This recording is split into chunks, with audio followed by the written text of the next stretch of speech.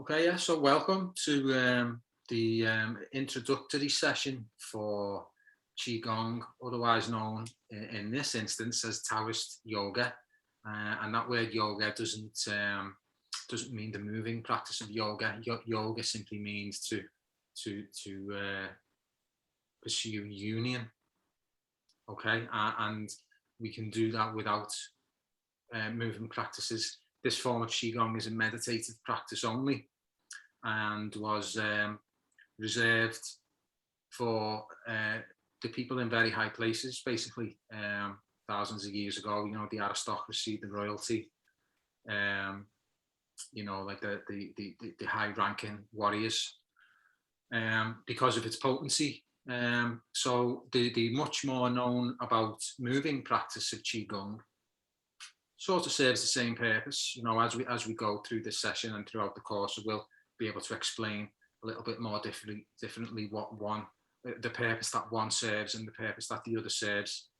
Yeah, so I can give some more on that, but this is a purely meditative set of practices and techniques.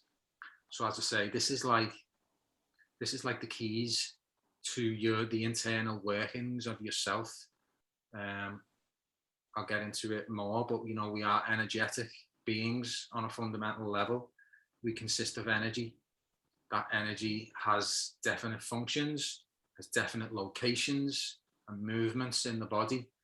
And this course is about finding all that out. So it's like the energetic anatomy, which you're going to be learning theoretically, and then using techniques and practices to put that knowledge into practice, so that we can, I mean, there's many applications of Qigong, and I'll get to that in a minute. But generally, I think we all want our optimal health, don't we? You know, we all want our optimal health, and we all want the longest life with the best amount of potential realized in it in terms of health. And yeah, we don't want to be sick or unwell. So Qigong is ultimately a practice which helps us achieve that. You know, it helps us have conscious control over our energy system, otherwise known as Qi. Qi just translates as energy. So it's spelled Qi for Qigong, but it's like the Qi that you see, which is the same as Chi, Qi, as in Tai Chi and stuff like that. So yeah, it's conscious control of our Qi, so that we may feel better physically, mentally, spiritually, and not be so open to the influences of other things having an impact on our Qi or our health. Okay, so before I get into the basics, I'm just gonna give a quick rundown of what you're likely to learn on the course, should you pursue it. Okay, so just going to put that to one side, and I'll just type it out. I'll get the board up. So let's see. So the whiteboard.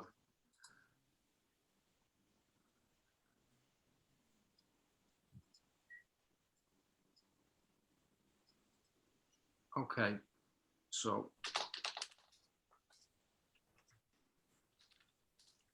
what you learn, as mentioned, you're going to get knowledge of the human energy system. Make that box a bit longer.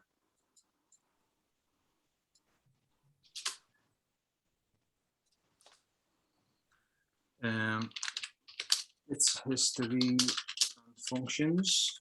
So like how it came to be, how the energy system came to be, and why it works the way it does. So the basics of Taoist cosmology. So Taoist cosmology is basically the Oriental philosophy for how life, the universe, and everything came into being, and how it operates, how all things are interrelated. So the relationship between everything to everything else, and how all that results in this energy system, which is not just in us, but in everything. and then how that translates into a human itself.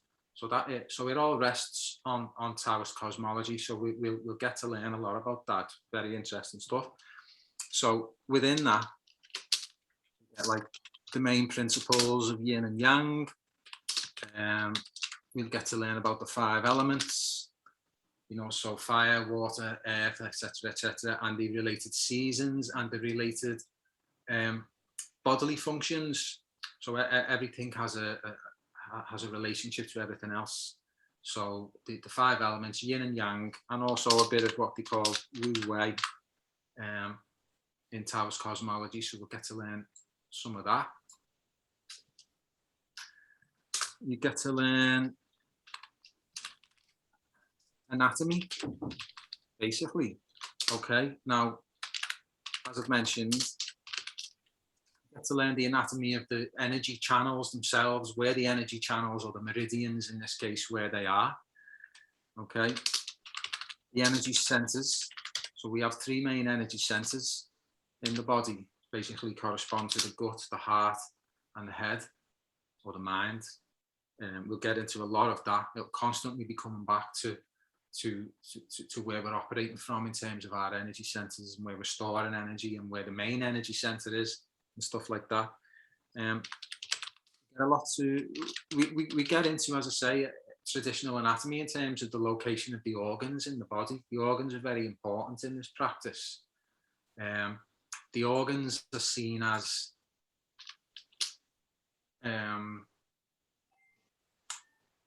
they're more like a set of functions. So each organ is responsible for a set of functions in the body, all which go towards maintaining life and health. So each organ has its own specific thing, has its own meridians or energy channels that are related to it. There's someone else coming into the room now. It's always the case. Okay, let's welcome them to the room when they pop back in. Okay, so welcome to our newcomer. I've just got the letters MC, as in Mach, maybe, for your name, which is good. So I'll call you Mach unless you want to correct me.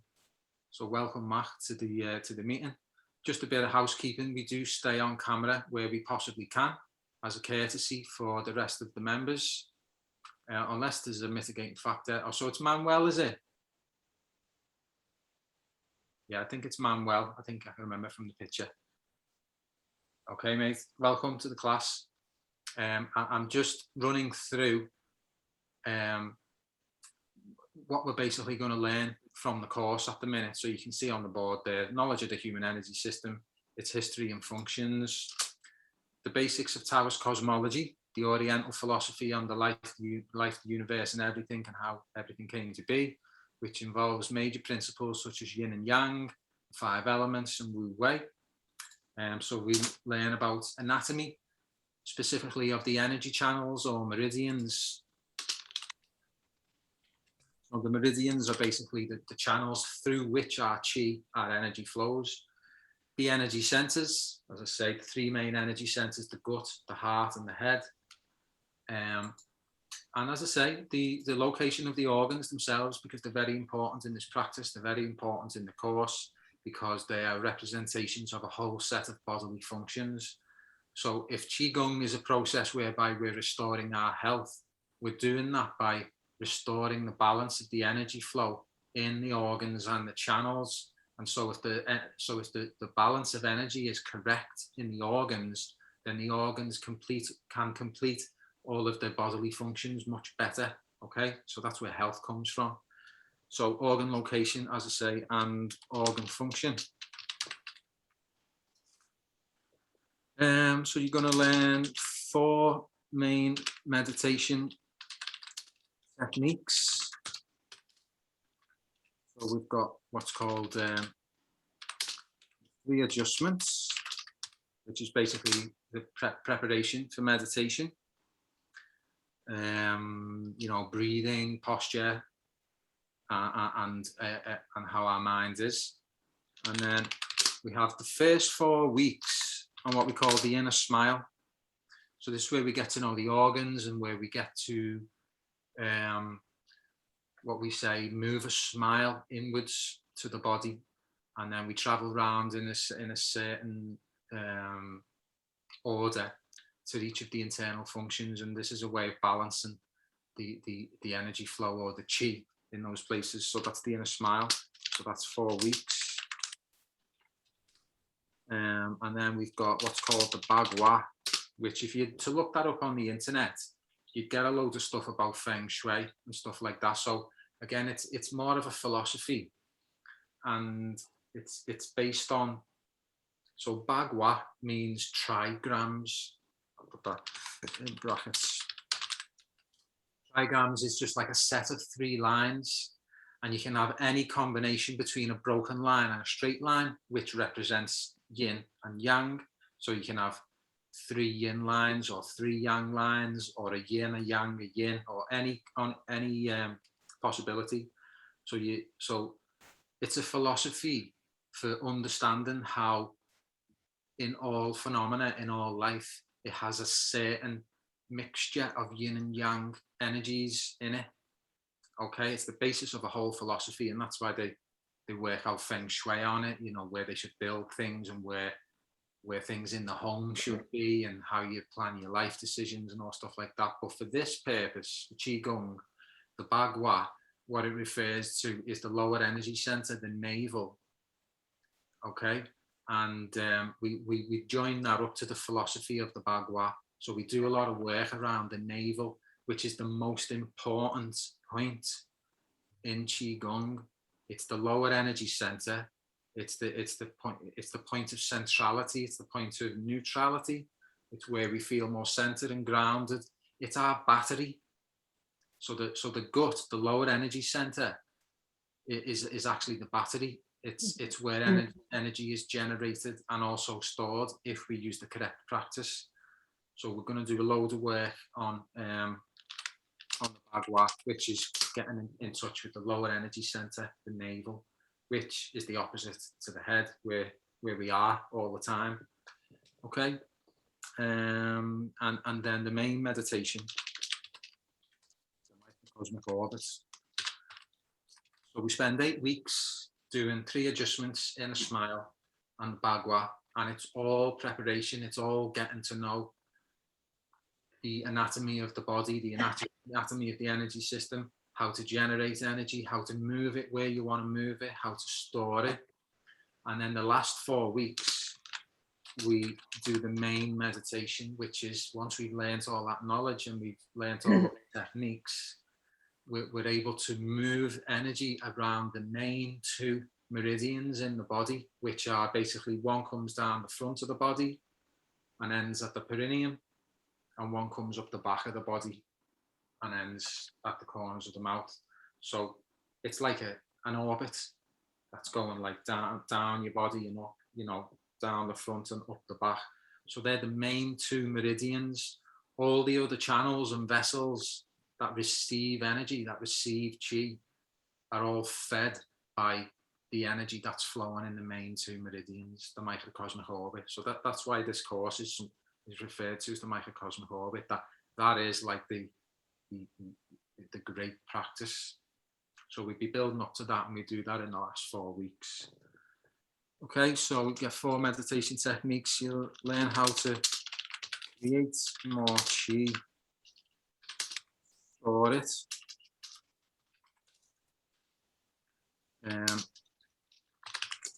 how to move chi, unblock channels, restore organs and their associated functions. Okay, and more. There's a lot more, but that's the basics of the stuff that you're going to learn. Okay, so let's show you some slides. So I'll just get my slides up.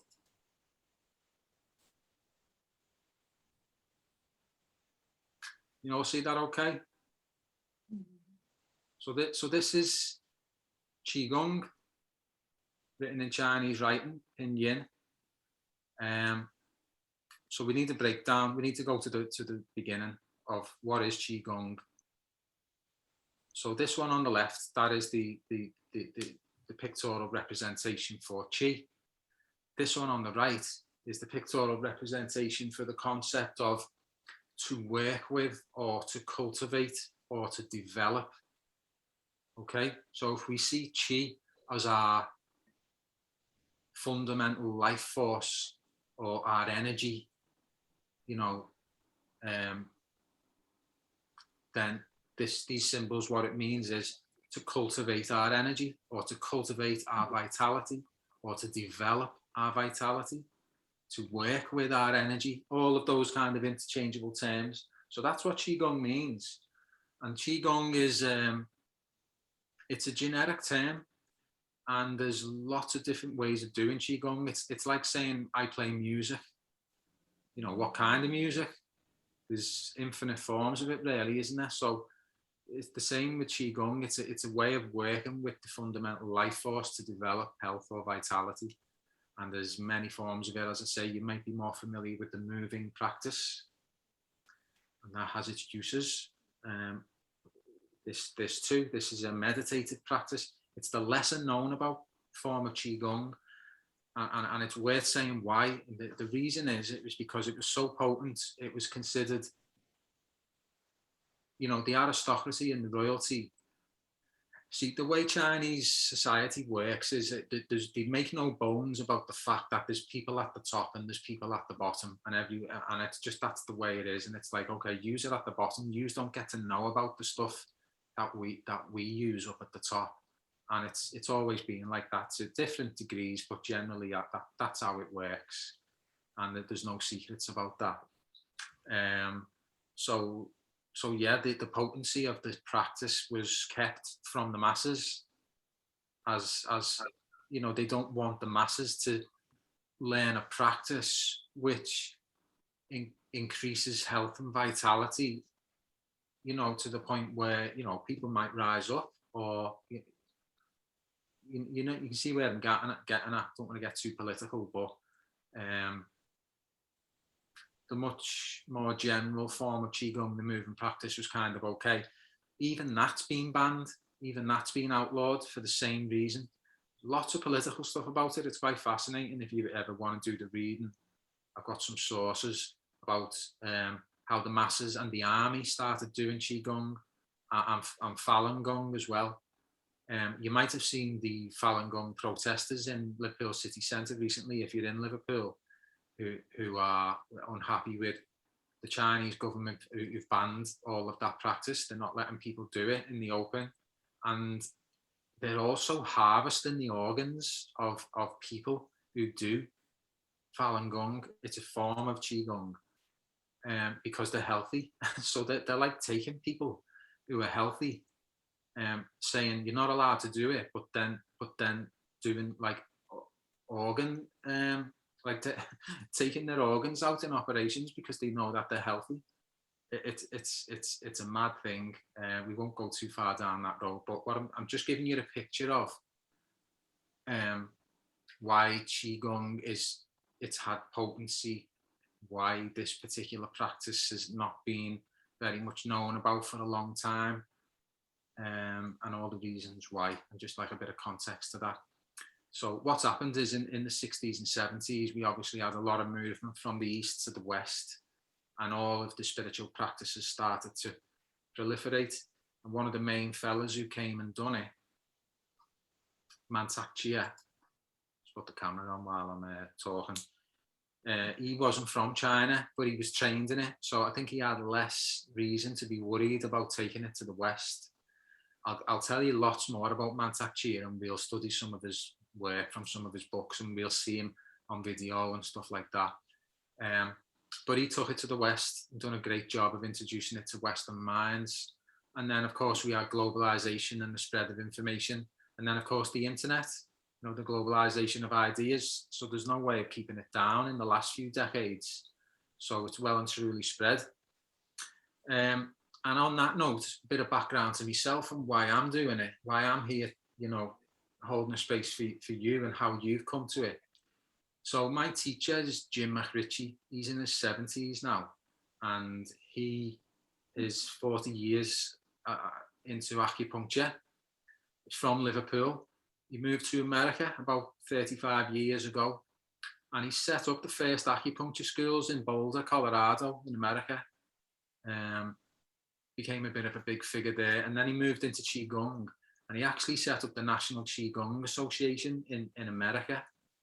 He you know, just some fella from Liverpool who went over and yeah, so he set the whole thing up, studied it, wrote books, and then come back to Liverpool about 5 years ago.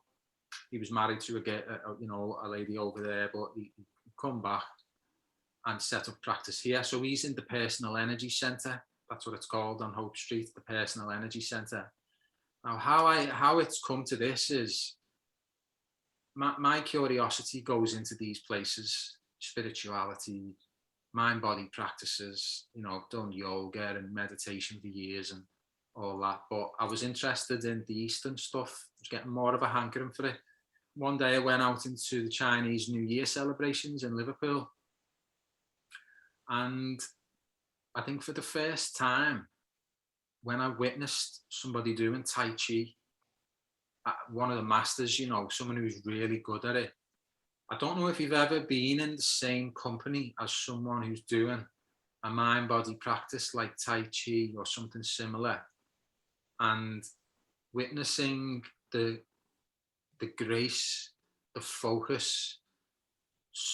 There's something which is unbelievably like attractive, and it pulls you in, and it touches a part of you that not anything else that I know does, really. And when I seen this person or these people doing Tai Chi, I was just like, wow, like I want to know what is going on there, what that's about. And then on the same day, I ended up going into another venue where another Tai Chi practice was going on, but this time everyone was involved and everyone could have a go. So there was a teacher doing the moves at the front. So me, my son, my girlfriend, and my mum, it was like, let's have a go. That's not usually me, but we all had a go at Tai Chi. And even on that first occasion, there was just something about the movement which was like, something's happening here, which I can't put my finger on, but I know is real and I need more of. So where I worked at the time was the Brink in Liverpool, which was a place where I put on activities and events and courses and workshops for people in addiction and also people just seeking health. And so the mission then was, we've got to get Tai Chi to the Brink. So made all the contacts, spoke to all the right people. Within a few weeks, we had Tai Chi happening at the Brink. But I also made contact with Jim. Someone put me in his path. We ended up talking. I sent him an email thinking that he wouldn't even reply back based on all the stuff he'd achieved in America. But he literally replied the day after and was like, brilliant. Yeah, thanks for emailing me. Let's meet up as soon as possible. So one thing led to another, and then we ended up getting this form of Qigong happening in the Brink, and Jim taught it. It was very popular. We'd done a good few courses, and all along the way, I was learning from Jim, you know, with every course, till eventually he pushed me into it. He ended up saying, you need to teach it now. So I was like, I didn't want to. You know, I was a bit scared too, but he just said, look, you need to be doing it now. So I did, and I've been doing it now for 3-4 years. So it's funny. I mean, we're good friends, and he's a normal fella, but he's got a lot of knowledge. So we're good friends. We talk as friends, but he also he sees me as like the repository of his knowledge for like when he goes, if you like, and he wants me to continue doing it, continue putting it out there. So that's just a bit of history and a bit of background. I really would encourage you to look up Jim and the Personal Energy Centre. I'll put some resources, you know, if you continue to do the course, I'm going to be putting loads of resources here, there and everywhere, and you'll receive all of that in a document at the end of the course. All the main resources that we cover, you'll get that in a PDF. Okay, so that's just a bit of background on how it's come to be. Okay, how you're now sitting in this online class with me talking about it. So let's get our slides up again. So Qigong, there we go. That's Qigong. This part here, actually, the top part with the 3 lines and this part coming down is actually the symbol for air. And this part here is actually the symbol for rice. And the reason for that is where we get our energy from. 2 places mainly. We get our energy, our life force, from the original essence. You know, it's passed down through the whole of evolution, you know, up until the point our parents come together and conceived. And that's the original essence of our chi. So that's how we've got energy. That's how we're alive. Okay.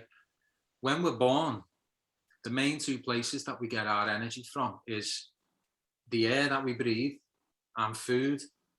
Now, obviously, in the Orient, in China, the staple is rice. And, you know, one of the teachers that we'll cover, Dr. Yang Ming, wrote some amazing work on it. And he's very familiar with the science as well. He joins it up with a lot of science and scientific study. He likes to include in his book the little equation that shows how rice or glucose is converted into energy, because that's essentially where we get our energy from. And that's why the symbol is air and rice. It's the main 2 energy sources once we're born. Okay. Let's see where we should go next. For anyone who's not convinced about what's all this stuff about energy, you know, everyone goes on about this, oh, energy this and energy that, and it's a bit of a catch-all term, you know, it's a bit of a cliche, it can be a bit casually used. People sometimes use the word to describe things that they don't know much about, with good reason, because, you know, how can you know all of this stuff? But if you need convincing about why this energy thing is real, and why ultimately the practice of Qigong has got validity, just think of it as in, a human being is what we call a bioelectric organism. Okay, so we're biological. We've got, you know, matter, skin, bone, flesh, but it's like Frankenstein. You know, you put all that together, you've just got a load of flesh that's lifeless. What's the other factor between life and death? And it's simply electricity. So we've got electricity in its various forms. Well, it's not in the same way as like electricity that runs through the cables, you know, in your house, but it's electricity fundamentally, which is the difference between life and death, you know, an inanimate form and an animated form. Okay, so we're a bioelectric organism. Without those electrical signals and impulses, we're not alive. Okay. Now, electricity isn't chi as such, but it's related to chi. So when we're moving our chi or balancing our chi, we are manipulating how that electrical flow is happening in the body. Okay. Now there's some good sources for this. I'll just show you some really good work that's been done by this guy, Dr. Robert O. Becker. So he's a scientist who wanted to explore this. It's an amazing book, but it's basically in scientific terms how the body is made up of electromagnetism, basically. So it's electromagnetism which pervades the whole universe and also pervades the human system. So it's a good book because it's a scientific, bona fide, like top scientist, but he went against the grain to try and prove how electromagnetism and electrical impulses in the body can be manipulated to restore failing organs, to restore injury, you know, quicker than usual or whatever, and to maintain life and health. So that's a really good thing to pursue if you're into that kind of thing. But yeah, I'm just giving you the background on when we're using the terms chi and energy and stuff like that. I'm not using it in that casual way. I'm being specific about something that's real. Okay, so remember that. Right, back to our slides.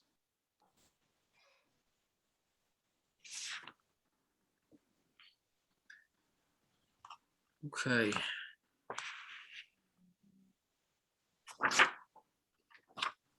Come back to that if need be. Right, meridians. Let's show you some meridians. So before, when I was talking about, we have channels in the body, very defined, specific locations, through which our chi flows. Okay, so there are 8 major vessels, but there are 12 other channels, which we don't really need to get into here and now. That's like a bit more advanced study, and there's loads and loads of points all along those channels, and this is the system that the acupuncturists use. Okay, and just a note on that as well, the system of all of the channels and vessels, it's very specific, as you can see here. And if you look at an acupuncturist chart and you see all of the points, when they've done tests to see the amount of electrical impulse at these points, which are plotted on an acupuncturist chart, they have actually found that 99% of all of the points mapped on an acupuncturist chart do actually have a higher degree of electrical impulse. So they're definitely onto something. You know, what they're doing with needles is they're tapping into where these electrical points are more significant and sort of balancing it with a needle. Okay, we don't need to do that in Qigong. We're doing that in another way, but I'm just showing you that these meridians, these channels, they're based on the acupuncture system, and that the validity of it. Okay, so yeah, so these are like the main ones, and as you can see, there's channels or meridians there which are correspond to the organs. So for our purposes, we're going to do the yin organs. So it's going to be the heart, lungs, liver, kidneys, and has it got it here? Spleen. Yeah, there we go, spleen. So they're the yin organs. We're going to focus on them. But it's just to show you that there's actually some kind of specificity, I think is the word, to the location of your chi, where the chi flows exactly. And we're not going to cover all of them, but we're going to do the main ones, which is this front one, which I was talking about before. Sorry. See this front one coming down here, and where it stops, it actually goes down to the perineum, which is in the nether regions, and then back up. See this one here, the governor vessel. So the conception vessel and the governor vessel together form the microcosmic orbit. Okay, so they're the main 2 meridians. I'll show you the governor vessel in a bit more detail there at the back. See, so it goes from the corners of the mouth here up in a line and over, round the back, round through the coccyx and to the perineum. Now the corners of the mouth here, remember that, because the next point, the front one, this also starts at the corners of the mouth, but just here underneath, and then, you know, goes down as the picture shows, goes to the same point, the perineum. The reason why the 2 points, the 2 channels meet here, well, I'll say that differently. When we do the inner smile, the reason why we smile, and it's not like a big, massive smile, just a gentle smile, but when we smile, these 2 meridians join by smiling. So you're actually generating a form of like electrical current or chi by the simple act of smiling. It gets a flow going, which makes sense, doesn't it? You know, how we, you know, we take the smile for granted now, you know, and it's an intuitive thing of some kind of increase in mood or energy. There is actually something anatomically, energetically going on there when we smile, according to the Taoist masters and the Qigong masters, of course. You can find that out for yourself when you do the practice. Okay, so let's have a look. So this is another one, if not the main meridian. So this is the central channel called the Chong Mo or the Chiang Mai. Now, I've got you on mute there, people, but can anyone, if you want to say the answer or mute yourself, can anyone see what these points correspond with? Anything else that they might have seen in another kind of spiritual or mind-body practice? Ema, with your hand up. Do you want to unmute yourself and say? The 7 main chakras. Well, yeah. Well, 8. 8. So we've got 8 points there, but yeah, it's definitely the chakras. So they overlap and correspond with that. So that's interesting. Well, that was my first thought, you know, when I seen it. We could do a spin-off, and I covered it sort of, but a spin-off into how Indian spiritual wisdom crossed over into the Orient and China, and how the practice of Qigong that we know today is actually like an amalgamation of the spiritual wisdom and the practices and the techniques. So there was Qigong before the knowledge of the chakras and the energy centers. However, they were working with the energy centers, the main 3 anyway, which I'll show you, actually these 3. So they were working with the energy centers before the Indian knowledge came over and said, we've got the system of the chakras, and obviously it corresponds to at least 3 of the points, the gut, the heart, and the head, which for our purposes is all we need to know, because there's so much that can be said about each of these points. And I am actually going to be doing a whole course on it soon when I get it together, and when I've done actually put the time in to the practice, just to kind of flesh it out a little bit more, how to unite these energy centers. Because my flavor on this course, my twist on this course that I don't think other Qigong teachers do, and not that this is better, it's just my twist, my flavor, where I'm coming from. I'm very aware through the readings of other people, books, practices I've done, and other philosophies that I've digested. I'm very aware of this central channel, and that what we have as a representation of,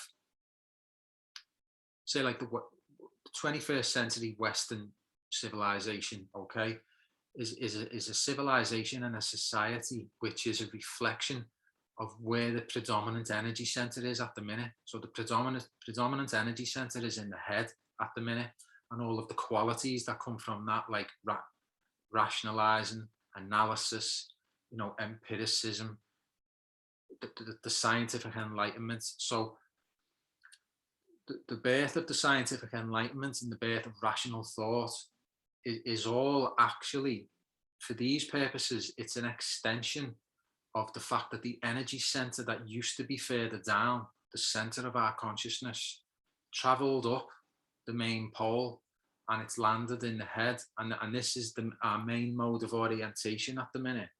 So we through our conditioning, we see the world and build the world through a very head-centered energy and all of the qualities, as I say, that the head-centered energy brings. But it's got its downsides. When we've come out of the energy center lower down, we've lost all of the qualities that are associated with that. So this is the yin, the feminine energy center. The head is the masculine, male energy center. So the feminine energy center is all of the qualities, like it's when, so the head energy center, what it does to interpret things, it separates us from the thing. It creates a distance, which gives us perspective on something. So we learn by separating ourselves, having a perspective on something, judging it, categorizing it, and we build our knowledge, we build our facts. Whereas the feminine energy center, it doesn't separate. It's immersed in it in a holistic fashion. So it accounts for notions of interdependence, being in relationship with things. So it's not, oh, there's a cup over there and it looks like this and it's got a handle, and you create a mental image of it. Okay, which is one experience of knowing the cup. The male, the masculine way. The feminine way is using the cup, having relationship with the cup, you know, drinking from the cup. Okay, so it's a different way of relating to the whole world. It's a different kind of consciousness.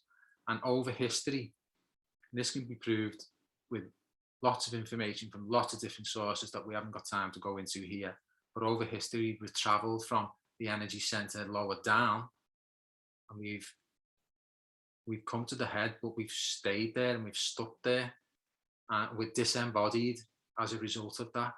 So this is why all these practices, people are drawn to all these mind-body practices, because essentially what it actually is, it's a mode of becoming embodied again. And this is what you get from this practice as well, because you learn how to come back down into your lower energy center, become more embodied, feel more present, feel more full. Well, I'll let you do the descriptions, you know, should you do the practice. But this is the crucial part for me, and this is the flavor of the course. You know, this is what I'm bringing to the course. It's this dynamic.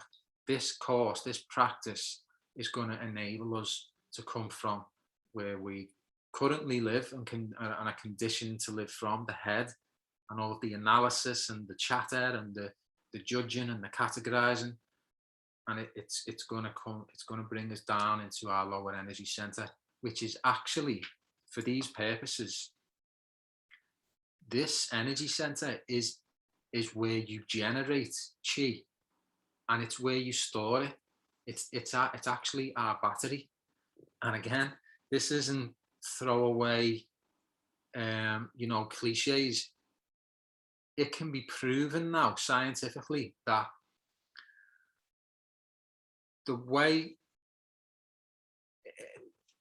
from this part down, right, below the rib cage, you've got layers of fat, you've got various kind of organs,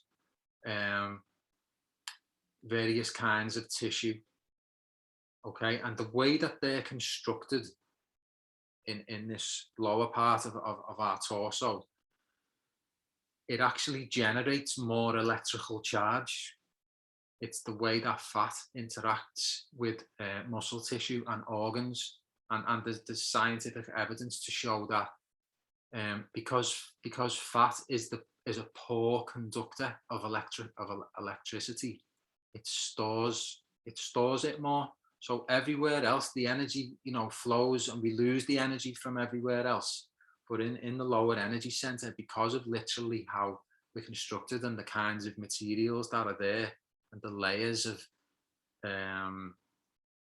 there's actually, I think it's called mesentery, it's one large organ that houses all of the lower organs. And so yeah, the layers of fat and muscle tissue is more conducive to storing electrical charge. So again, and I'll do this throughout the course, you know, I'll always try to back up what could be a bit something airy fairy with something that's modern and maybe scientific based, or at least, you know, some kind of evidence to show that we can relate to a bit more. Okay, so they're the main energy centers. You can see them depicted here in a really ancient Qigong picture. So the three treasures they're sometimes referred to. Okay. So yin and yang.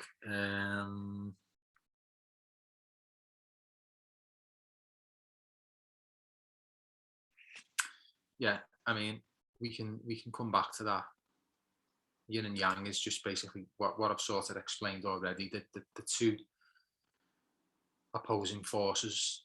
It's not men and women. It's just it's like plus and minus.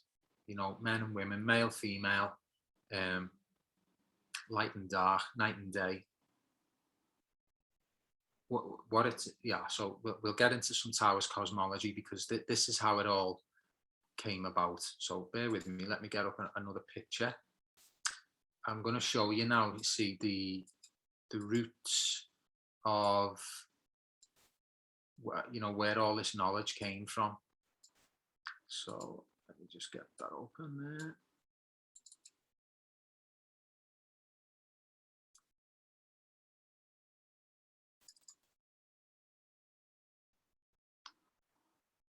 Bear with me.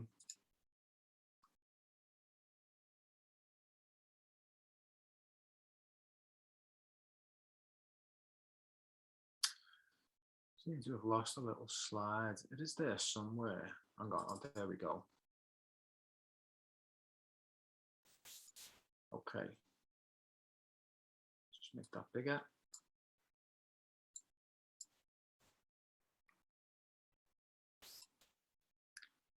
And we'll share it.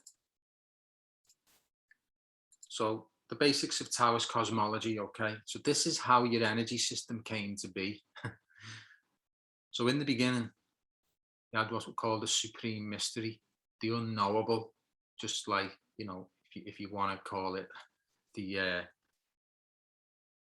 start of the universe, or before the universe came into being, right? And then the first emanation of anything that came from the supreme mystery was what they call the Tai Yi, or the great oneness.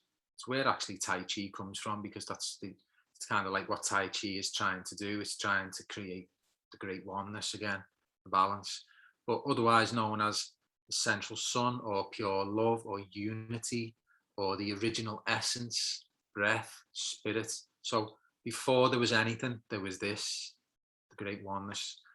And then the first awareness of polarity happened. So the first awareness of, we live in a binary universe of opposites. And this is the first thing that happened. So before there was any phenomenon or any matter or any manifestation of anything meaningful, there was just simply a polarity of energetic forces, most easily described by saying like white and black, or, you know, negative, positive, female, male, feminine, masculine. Okay, so this is the yang, the great yang, the expansive, creative energy. Okay, the forceful, kind of like assertive, you know, basically why men have penises. It's that kind of assertive, you know, reaching into that kind of energy.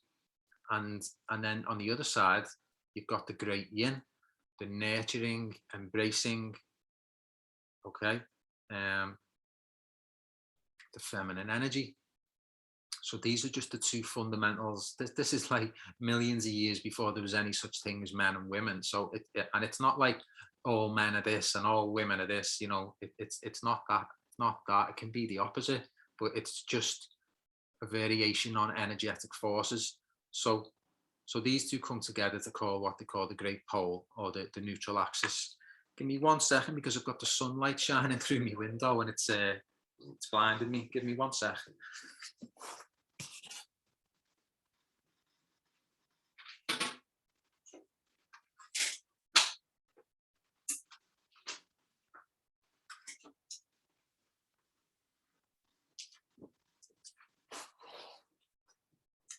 Okay, it's a bit better.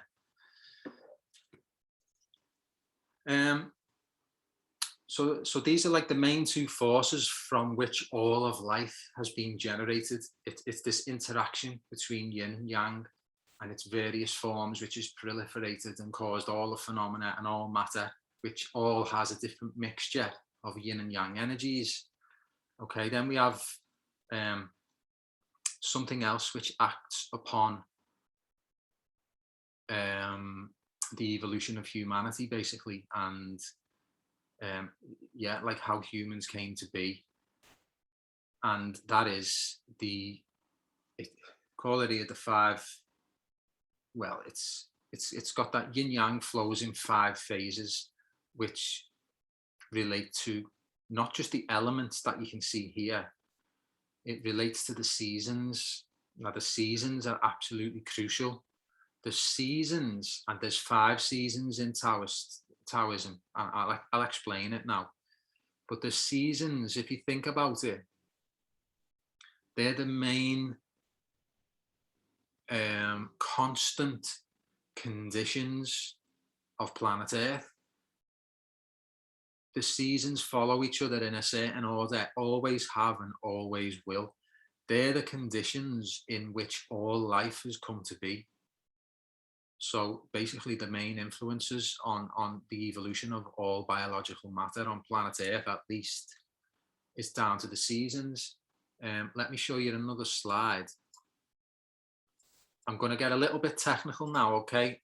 I promise you this will be about as painful as it gets, but I just need to show you. You can ask some questions in a minute, but it's necessary to explain how the seasons have come into being.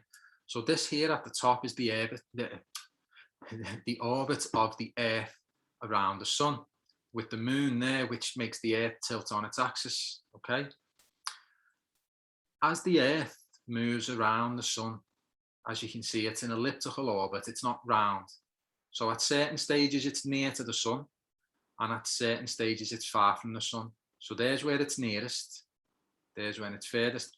And obviously the Earth turns, so different parts of the Earth get the seasons at different times, and we have obviously the day. So what that causes is, so this here is a chart of,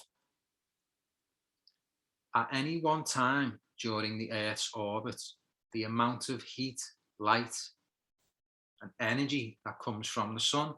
So in spring, as you're aware, as the Earth is traveling around its orbit and getting nearer to the sun, the amount of energy and heat and light is getting more and more and more. Okay, so it peaks. This is where it's getting the most amount of energy from the sun. And we're in summer then, but obviously that then declines as the Earth starts to move a little bit further away, further away, further away, comes down, and we start to go into the colder months, fall and winter.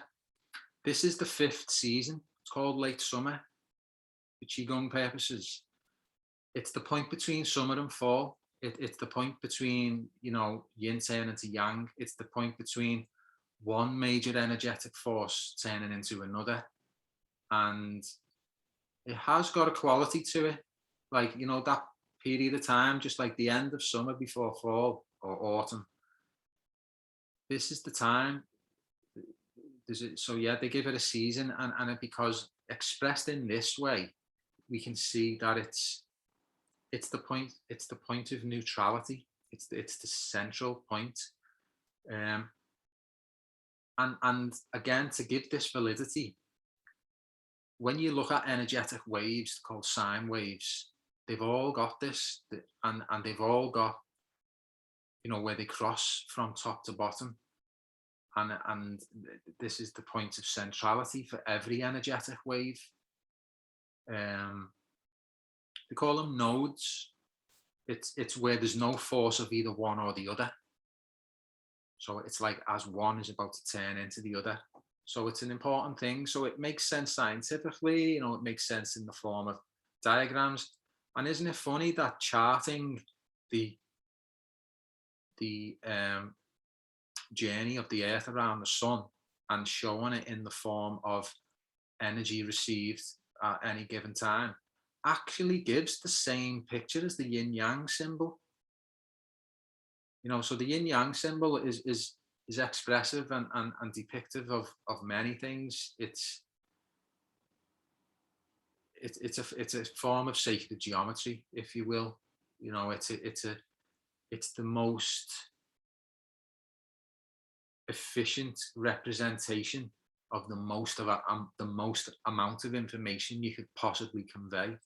The yin yang symbol, because it includes this. Okay, so correspondence to the seasons, we have elements. So there's a certain element which corresponds each more to each season. Wood, fire, earth, metal, water. We'll go into it more throughout the course, but everything, there's a corresponding thing for every other thing.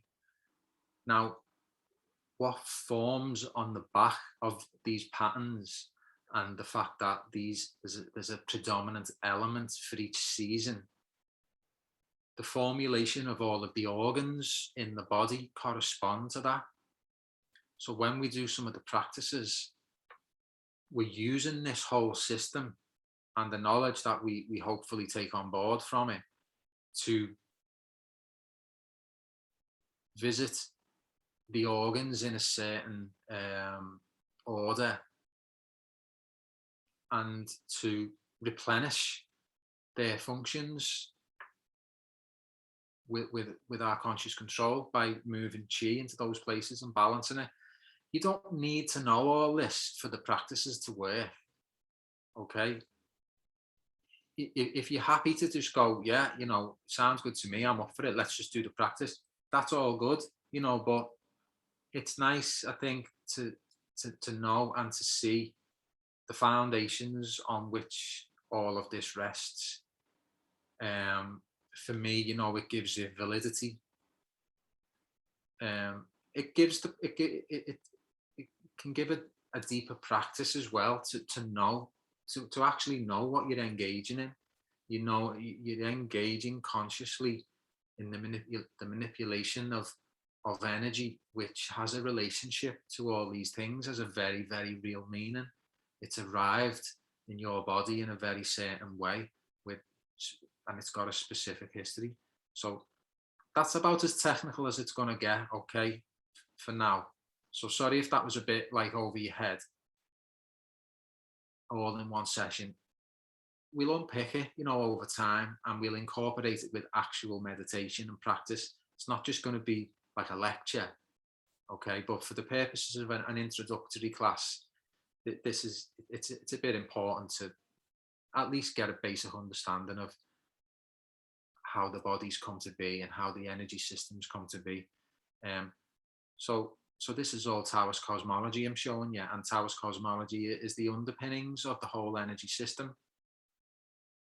Okay, so this slide it's called the table of correspondences, and we'll get into that. So this shows how everything is related to everything else and in what order and how it all works. So what you've actually got here is an ancient system, thousands of years ahead of its time, of holisticism. So we're kind of just getting onto the concept of holisticism these days in Western circles, and starting to understand, oh yeah, you can't just do one thing or another thing. You've got to try and look at all the same bits all together. Like the human body, it's not just about cutting into one part of the body and chopping a bit out and hopefully it's fixed. It's like maybe that part of the body isn't functioning so well because of its relationship to something else and something else and something else. So it's a whole system of interrelationship, and that's what this is, the table of correspondences, but not just in the body, all of phenomena. Okay, so as you can see, from the seasons, we get the elements: wood, fire, earth, metal, water, and then obviously spring, summer, late summer, autumn, winter. There's a corresponding yang organ, which we won't be going into here, corresponding yin organ. And then the organs have corresponding emotions: anger, joy, sympathy, grief, fear, colors, sounds, tastes, smells, and a whole lot more. This is just a basic representation, but I'm just trying to give you a picture of how what we're embarking on in this course, and what your practice rests on is the understanding that everything is related. So all of the organs are all related in a certain way, as are all of the emotions that we feel, as are all of the different functions in the body that are going on. They all have a specific relationship, which you can see a little bit more with slides like that. This is a bit more descriptive of how they actually work with each other. So you've got the yang lines around the outside and the yin lines on the inside. I can get into that a little bit more, but this is again descriptive of how exactly the organs relate to each other, what one organ takes from one or gives to another, you know, and the reason why that has to be balanced for health. Okay, applications of Qigong. Let's just have a quick slurp.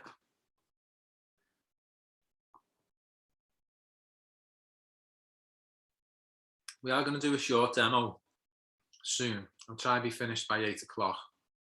It's only going to be like a short thing, maybe 10 minutes. So maybe I'll give it another 10 minutes with explanations and stuff like that. But before I get into this, has anybody got any questions at this point? I'll be happy to work with any confusions, or, you know, because I understand I'm giving you a lot of information at this point, and if you want to ask, then it's absolutely fine. If you're good to go, then I'll carry on. Okay, brilliant. See some heads nodding there. So the applications of Qigong. So this is more like, okay, what are we using Qigong for, or what has Qigong been used for, and what's its capabilities and potential? For our purposes, well, I'll tell you what, a little Q&A. Let's turn the slides off. Let's get up on the board.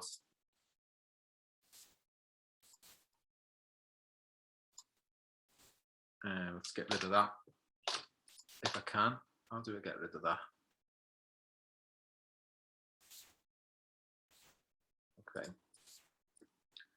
So I'm just going to ask you, we'll just do it quickly. No.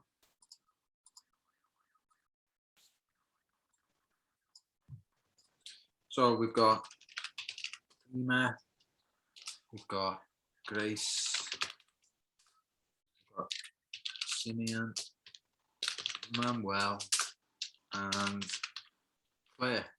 So what have you come to Qigong for? Like, why are you here? What are you hoping to gain from it? Now, we could be here all day with the long answer. I appreciate that there is long answers, but just try and keep it basic for now. So, Emma, starting with yourself. I'm pleasantly surprised because I didn't really have any expectations or look into what this was going to consist of. But just listening tonight, it's so interesting for me, and I think it's definitely like I'm interested in this for my health and well-being. Health and well-being. Sorry. So health and well-being, yeah. Health, yeah, and just further knowledge really on how the energy system works and how we can have some kind of like way of strengthening and healing from it. Okay, brilliant. Thank you. Grace, would you like to tell me, why you're here, what you're hoping to gain from it? You're out on mute. There we go. I was just curious because I'd heard of the term, but I didn't know really what it was about. And I like energy things. I think they're amazing. I'm a Reiki master, and I just love finding out more. I thoroughly enjoyed your meditation course, and I found that very interesting, and I learned a lot from it. So I thought the best place to come and learn more about what it's all about, really. So absolutely fascinated in it, because I didn't realize it was quite as extensive as it is. And really, there's lots of tie-ins with Reiki, and yeah, and also the pentagram as well. There's all sorts of amazing stuff it's all linking into, so it's spiritual knowledge as well. Yeah, fabulous. Brilliant. So really looking forward to it. Thank you. Thank you. Okay, Simeon, what about yourself? Why are you doing a Qigong course, or maybe any kind of a mind-body course? What are you hoping to gain? I've studied a lot of similar things around, the kind of all overlap in some way. But this Qigong itself, I've done a little bit of stuff in the past at uni, like the physical stuff. But it's always recommended to me in like astrology type things, and like specifically for me, because of it's like the energy that I've got, and just managing it, like a lot like nervous energy or like emotional energy and things like that. It's sort of like a good way to kind of say, would that be fair to sum up as like, regulating emotional energy? Yeah, it's like psychological. It's just I've got a lot of energy, so sort of balancing it and directing it in a positive way, I suppose. So like some nervous energy or like psychological energy, but emotional energy is like a main one. Kind of, like you were saying, a lot of the what are you calling it? Like this lower region, yeah, is like battery or whatever. So like that's where a lot of my energy is coming from. So as opposed to the head, the head's more like gonna get lost in a cycle of like overthinking. Yeah. Okay. So that will come under regulation of emotional energy as well, and peace of mind. If you're mentioning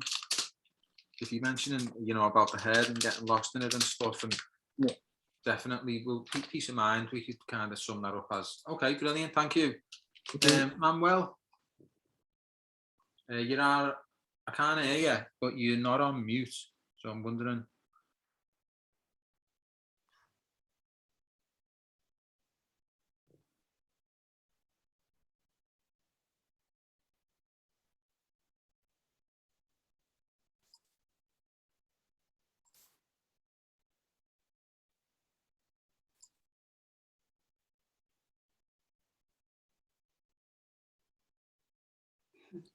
I'll tell you what, I'll come back to you. I'll just ask Claire, and then I'll revisit you once you've sorted sound out. Is that okay? Okay. Claire, what are you hoping to expect or gain from the course? What is it you think? I was just interested. I'd been watching your videos. Pretty much all of the above, what everyone else has said, really. Yeah. But I got really sick for a while and discovered all different spiritual ways of healing yourself. So I'm a little bit fascinated in all them things at the minute. So yeah. Okay, brilliant.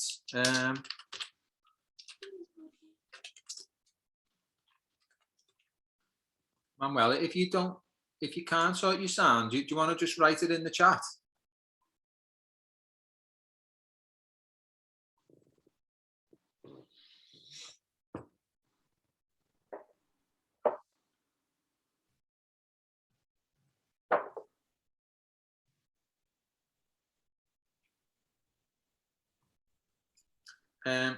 Might as well write mine, mightn't I? So for myself,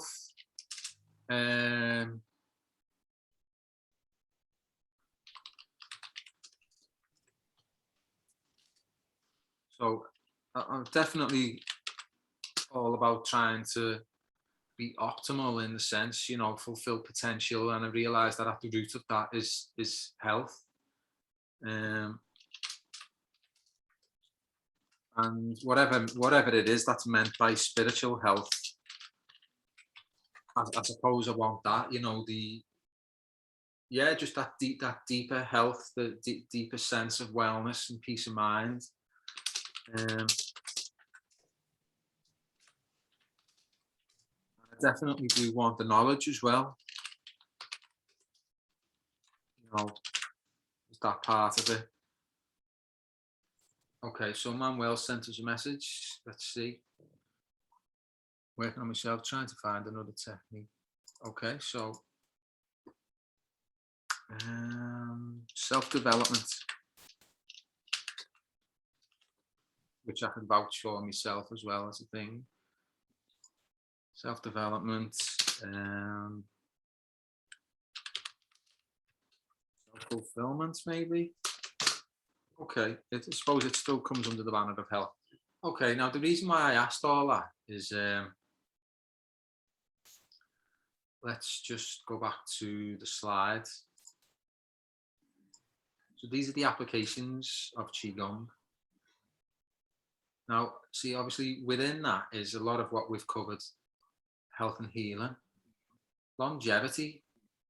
You know, it would be nice to live as long as I could. That definitely comes into it. The practice of Qigong, you know, we can study the accounts of the masters who lived over 100 years and a lot more in some cases. I mean, there's lots of room obviously to question the validity of some of that, but there's definitely accounts and stories there of people who've lived like way past 100 years. Some say into the more hundreds, which comes obviously from developing health and healing. To the point of immortality. Now, I don't think we're going to quite get to immortality, you know, in this session or in the 12-week course. So sorry to let you down there. You know, immortality is off the cards here, but we'll maybe go for a few of the other ones. But spiritual development, you know, see, because it's possible to use Qigong, obviously, especially the moving aspects, for fitness and physical health. So many scientific studies have come out in the last couple of decades about how Qigong, like practices, Tai Chi and various other things, are helping people. This is why you see, you know, more older people doing it, because it helps them with their physical health. You know, it fends off illness and disease to, you know, a much later time and maybe to a much lesser degree. So there's those aspects if you just want to focus on that. But, you know, we sound like we're a group which is a bit more, you know, we're after some of this, a bit of spiritual development as well, a bit of longevity, obviously the health and healing. They said in ancient China, you know, a good doctor was somebody where his patients didn't get sick.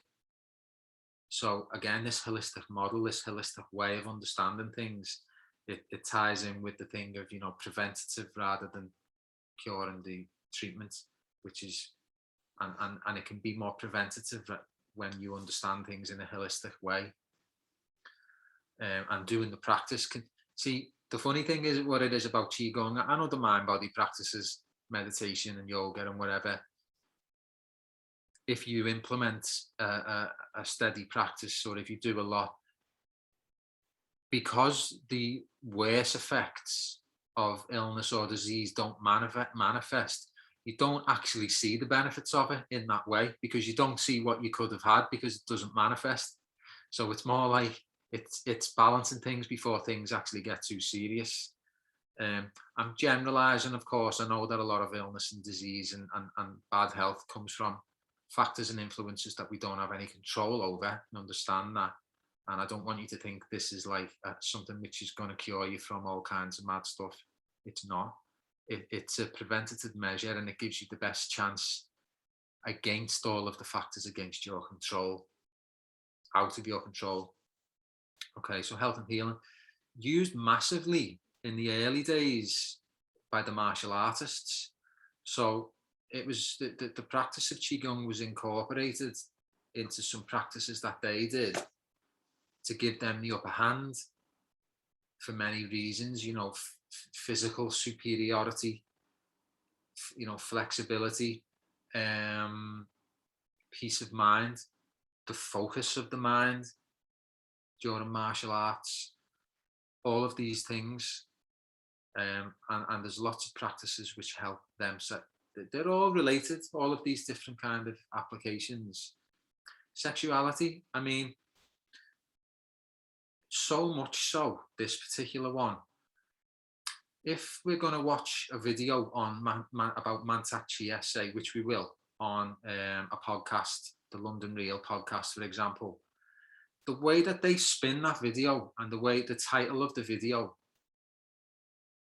is sexual health, or you know, how to achieve a great sex life, or something like that, you know, it's spun over in that way because they think that's what's going to land more. That's only a part of it, but it definitely includes that. And it's like tantra in the sense, you know, the act of sex is basically, on its fundamental level, it's an exchange of energy. And so there's various ways of exchanging that energy. There's unhealthy and there's healthy, you know, there's optimal and there's suboptimal. And there are many teachers, many books, many practices which do go into that area a lot, to kind of take people into a purer, better way of exchanging energy in that way with, you know, your partner or whatever. So it does go into them regions. Extraordinary abilities, yeah, there's been lots of accounts as well over the years that you can read for yourself of ESP, you know, extrasensory perception, really, really high, like, intuition. Comes under the banner of fortune telling, but all it really means is the ability to intuit, because we all have that ability.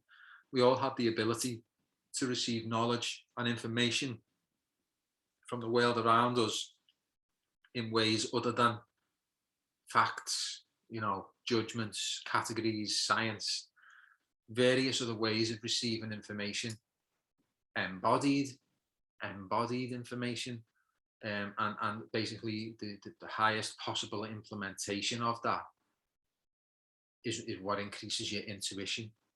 So being able to sort of weigh up a situation, say, and go, for whatever reason, I don't know, intellectually, I don't like this situation, or this is going to happen, or this isn't going to happen. So it goes into those areas, basically. Okay, so they're the applications. So we're cracking on. Let me see if there's anything that I've missed out before we just do a little bit of practice. Table of correspondences. Okay, no, that should see us through, really. There's a lot to take in there.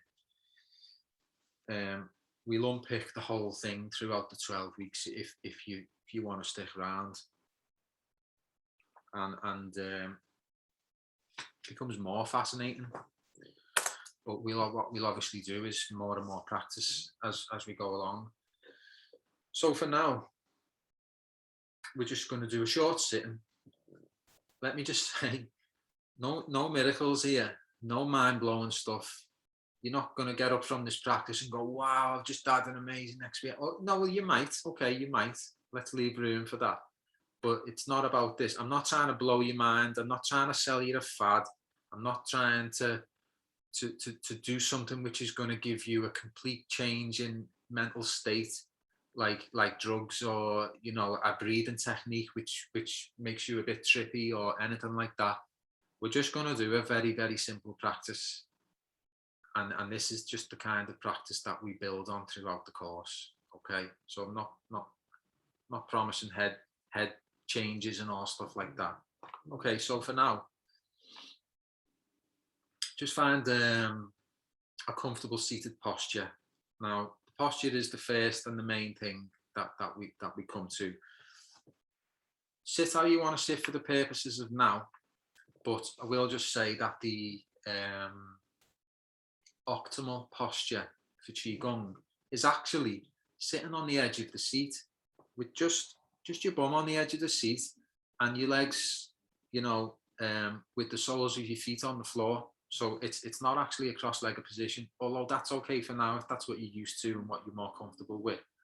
But simply sitting on a chair is, as I say, that's more optimal. Hopefully there won't be a stream of motorbikes passing through when we do our meditations like there just was then. So comfortable posture. Now the first thing that we'll always do in each practice, might have to stand or sit up for this. These are two important points on the palms of the hand, okay? They're called the Lao Gong points. Right, now what we do is put our left palm facing up. Left palm facing up, and the right palm facing down. Okay, I'm holding my arms up, but what you would do, you would just let the hands then just rest in the lap. So the right palm just gently. Okay, so it's just like putting your palms together like that. And then just a light, gentle clasp. Okay, I don't know if you can see me properly. Okay, start. So left palm facing up, that's it. Yeah, right palm facing down. Okay. And then we just let that fall loosely into the lap. So that's the first thing I'll say, or one of the first things in every meditation. Once you've got in your posture, join up your Lao Gong points. What that, even just that, right, is it's getting a circulation going across here. You can do this anywhere, at any time. Sitting on the bus, sitting watching the TV, whatever. And it's subtle, but there's a definite energy exchange. There's a definite energy movement just simply by doing that. Okay. So that's just how we're sitting. Lao Gong points connected. And then close the eyes if you feel comfortable.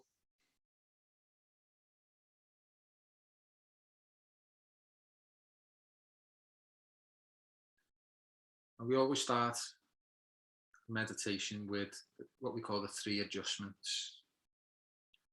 So that includes kind of what we've said already, our posture, but more specifically, just a bit of attention on the back and the spine. Okay, so the spine and the back, it should have enough amount of tension to keep yourself upright. Okay, you don't want to be slouching, but you don't want too much to the point where you're forcing. So find that sweet spot where you just, so come into a bit of a relationship with your spine and just like, obviously you're allowing for its natural curvature, but you're sitting upright, you know, you're paying attention. You're sitting proud. So let's trace the spine from somewhere near the bottom of the back. And just put your awareness on there and just trace up in your own time to the top. And when you get round the shoulder blades, again, no unnecessary force or tension around this area, just enough to keep the spine erect. Now, the elongation of the spine is your head. And just have a little play around with, like, once again, those neck muscles. Are you tensing? Are you forcing? Are you holding too much into position? The head should just sit on top of the spine gently. There's not any force keeping it in place. It just sits.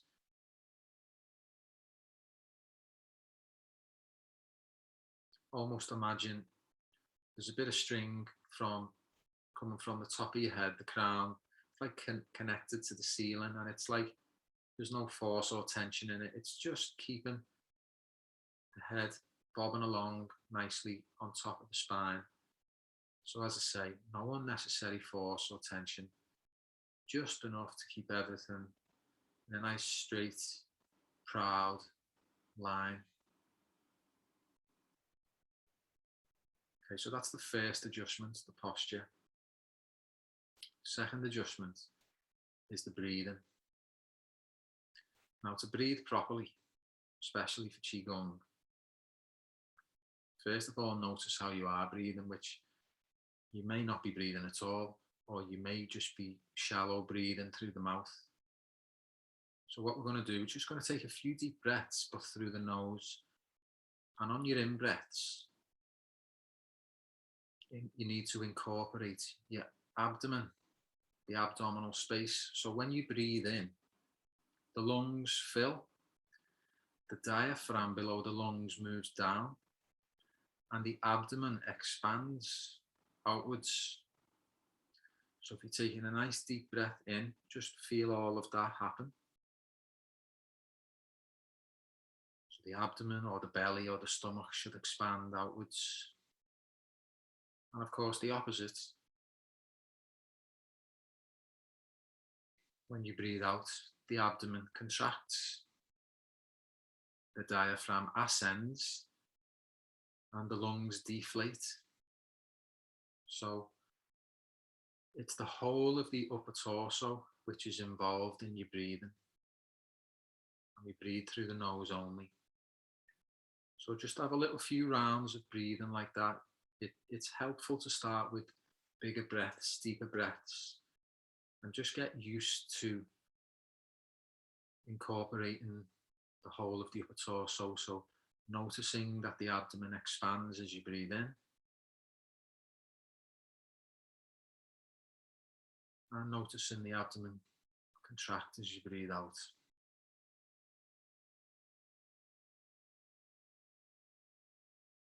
A few more rounds of that.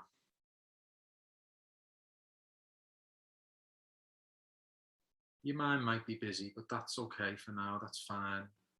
That's how the mind works. Just keep coming back to your breathing and keep coming back to the sensation of your abdomen rising, expanding,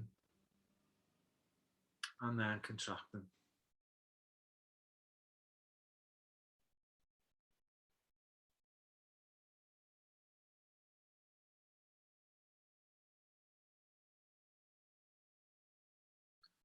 If you're holding any tension in your pelvis, okay, like the hips, the pelvis, just be aware of that and just let it go. And when you breathe in, make the pelvis also available to the breath, because the abdomen expands like a balloon in all directions. It doesn't just go out to the front. And there's a very slight, subtle movement down into the pelvis if you allow it. Okay, so we're just relaxing in that area, just continuing with the breathing.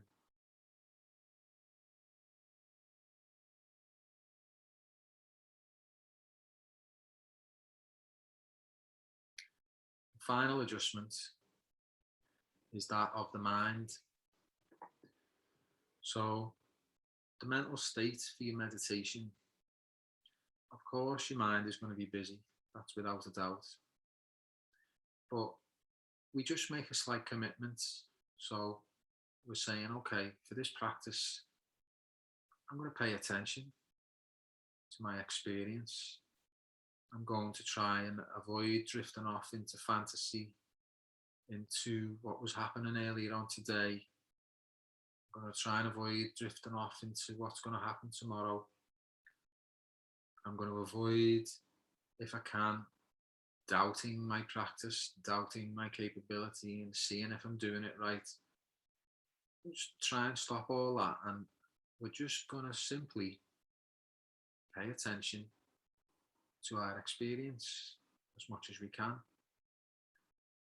Of course, the mind will wander,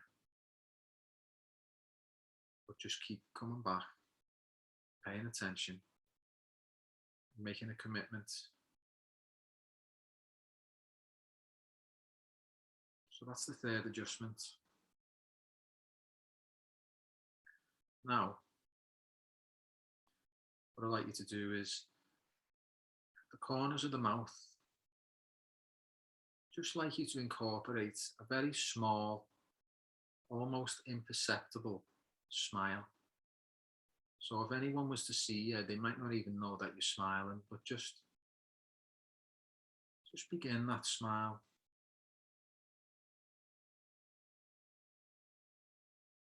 And just let the character, the quality of a smile start to infiltrate your experience.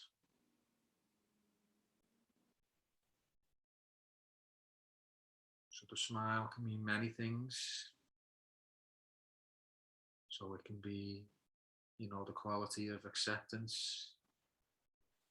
It can mean simple happiness, feeling content. Smile can be acknowledgement of somebody else or yourself.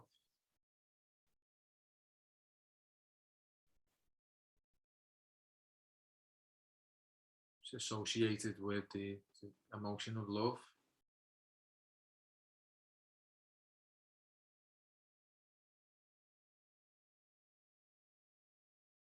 So we're just focusing on the corners of the mouth and the smile, and just letting those associations, just letting those things be associated with the smile.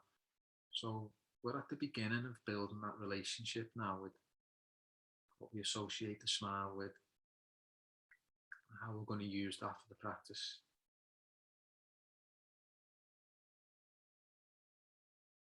But just also know that as you smile, you're generating energy. You're letting it flow in these places, especially the corners of the mouth.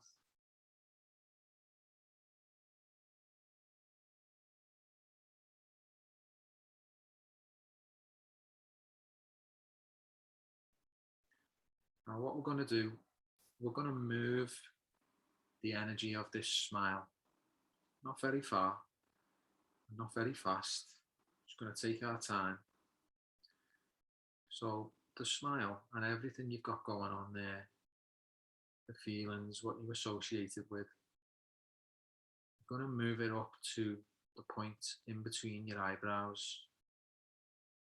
That might sound like a strange thing to do. That's okay. Just do how it feels for you. So when you're ready, converge those energies, move them up and concentrate them at that point, called the brow point, between the eyebrows, right in the middle. So moving the smile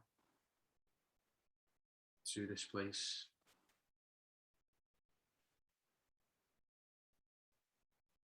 It can be as simple as understanding it as we're just moving our awareness to that point. We're not trying to force it, by the way. Trying to really force it and really try and feel it. None of that. Just let it go there. Pushing it along gently. Let it manifest in that place.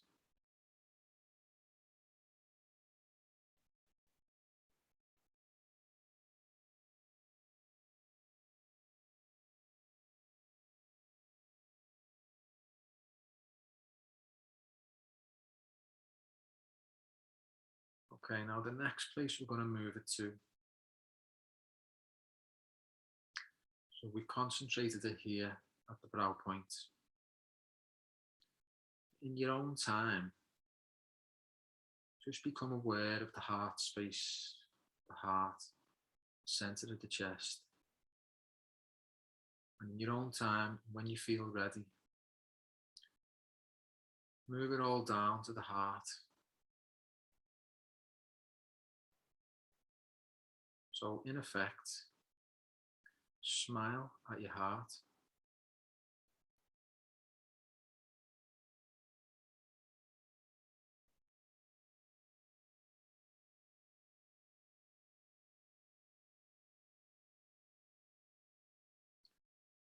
This is where we can start to incorporate feelings of gratitude. So if you didn't know already, your heart is working for you every second of every day. So take a moment just to say thanks to your heart.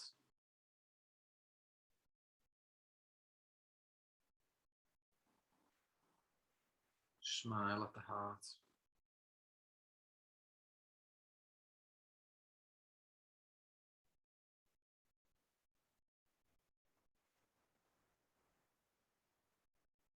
And just hold that thanks, that gratitude in the heart space.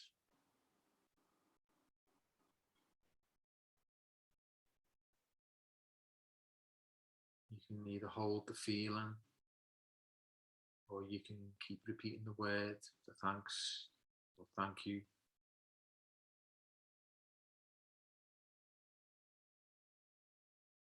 But our awareness, our energy is focused in that place.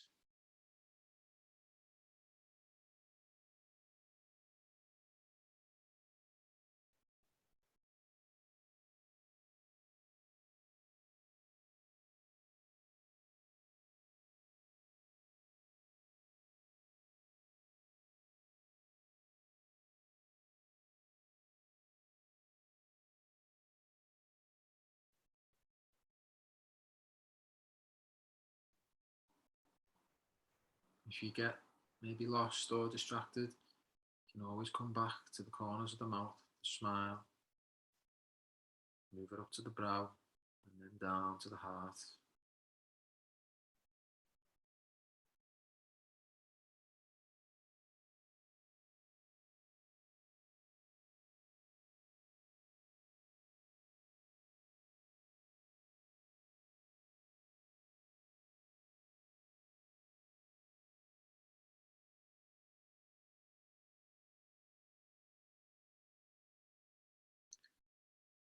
Okay, now in your own time, stay with your eyes closed for a moment. You can just take your hands apart, and you can give your hands just a little rub, just a little bit more heat on the palms, and then just place over the eyes.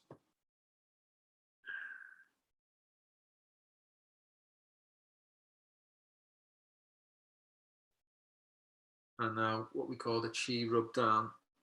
You can move your hands and palms just over the face and neck and shoulders and anywhere you feel, and just all of that energy you've been generating at the lower going points. You can move down the body, arms, torso, legs, whatever you feel.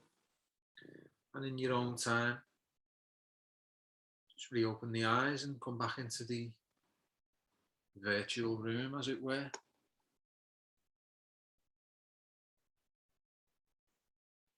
Okay. I'd like you to just come up with a word or a colour or a sensation or a feeling just for where you are now. No prizes, no obligations for anything. Just this is the beginning of creating a vocabulary for your energetic state. So we just have a word for now from everyone. So let's go around in the order of people in my screen. So we start with Ema.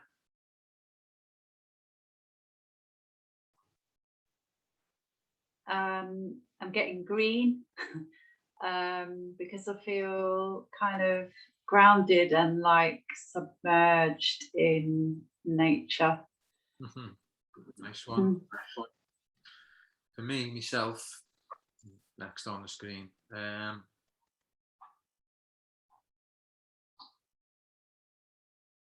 Calmed, just feel calmed. Grace.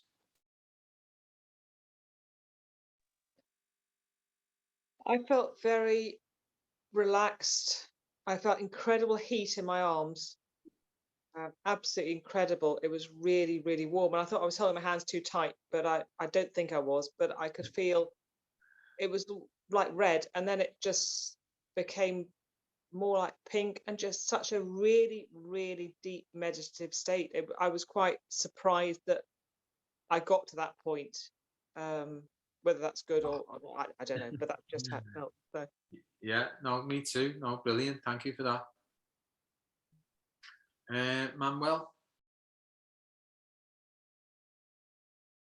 Oh, there we go. In the words in the chat, focus in the practice in a piece. Nice, brilliant. That's good. Sounds nice to be in that place. Thanks for that. Claire. Yeah, I felt peaceful, but I felt warm. I feel like I've got central heating on. I'll get into that. I will explain why the body heats during meditation. It'll take me a bit long now. It's very, very normal, by the way. Okay. But yeah, we'll do that. That's not a surprise to hear, by the way. I'm roasting at the minute myself. Okay, Simeon. I think I was associating it with like a nice sunset, but I think that's because it was outside the window as well. So it's a nice sunset tonight. Okay, brilliant. Well, that's nice to hear, and nice to hear all of you with that. We'll get better at refining our descriptive words. We're getting it down to just like a word or two, which like really helps. We'll open it up now and again, but it's a process of, as I say, becoming more in tune with and being able to describe our emotional state. And I'll give some of the parameters of what you can use to help you in your descriptions as well. That's bearing in mind, you come along for the course. So we're at the end of the intro session now. Thank you all for coming very much. Appreciate. I just like doing it. So it's good to have some other people online to do that with.